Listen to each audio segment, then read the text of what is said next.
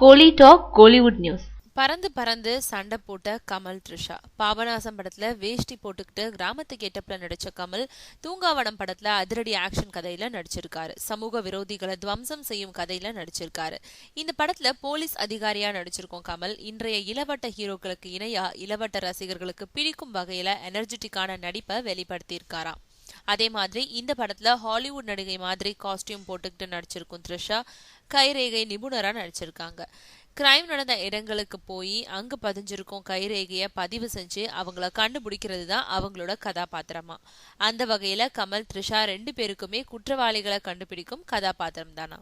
மேலும் ஒரு குற்றவாளிய ஒரு இரவுக்குள்ள கண்டுபிடிக்கணும்னு வரும்போது கமல் த்ரிஷா 2 பேருமே அதிரடியா களமிறங்கி அந்த நபரை பிடிப்பாங்களாம்.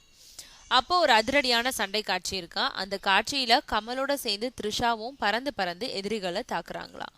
இந்த காட்சியில கமல மாதிரியே த்ரிஷாவும் ரோப்ல தொங்குனபடி கஷ்டப்பட்டு நடிச்சிருக்கிறதா தூங்காவனம் யூனிட் தெரிவிக்கிறாங்க.